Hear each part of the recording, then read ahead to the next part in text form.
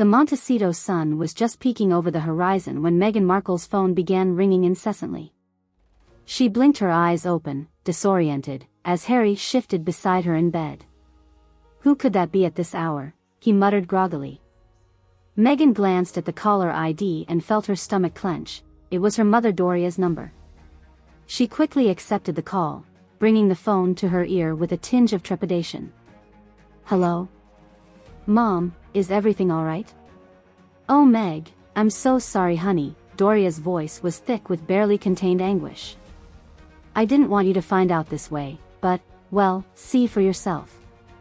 There was a ping as Doria sent a file through to Meghan's phone. With a dawning sense of dread, she opened the attachment to find a garish tabloid cover with a photo of her estranged father Thomas Markle splashed across the front. Meghan felt the blood drain from her face as she read the blaring headline. Daddy Markle's venomous letter to the king, Meghan is a vile, heartless child. Tears stung her eyes as she rapidly scanned the excerpted transcript below.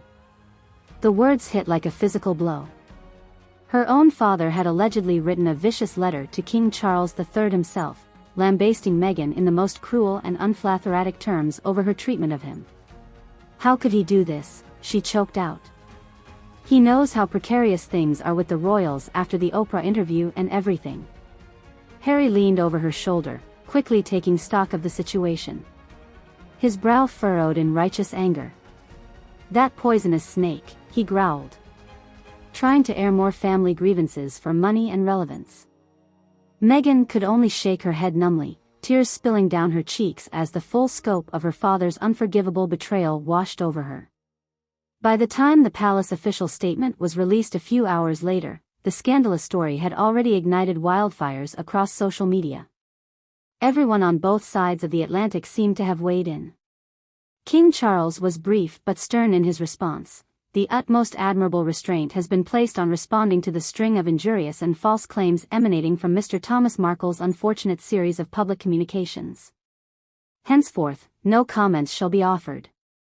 To Meghan, it felt like not only had her own father abandoned and disowned her, but now an entire nation, an entire global institution, had equally cast her aside as a worthless, irredeemable villain.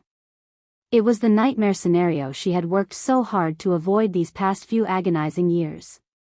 As the day wore on, more damning excerpts from Markle's letter were leaked and dissected across the blogosphere. Each fresh revelation was more appalling than the last. He had essentially disowned Meghan while branding her every perceived sin in cruelly misogynist language. Meghan's phone pinged incessantly as frantic texts and calls poured in. Friends, colleagues, acquaintances all reached out to offer words of support and empathy. But she could barely muster the will to respond to any of them. She felt numb, paralyzed by a burgeoning mixture of heartache, humiliation, and rage.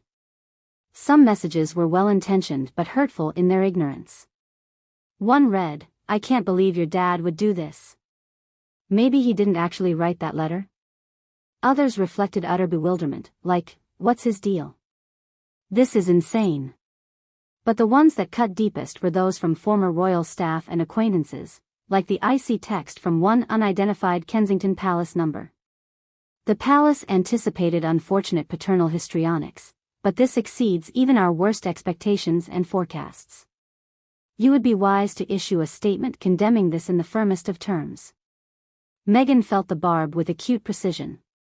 Even after everything that had transpired, there were still those determined to blame her inability to control her father's actions as some sort of personal failing on her part. As the day bled into evening, news crews began amassing outside the gates of the Montecito estate. Photographers' camera flashes illuminated the twilight as they jockeyed for position, waiting hungrily for even the slightest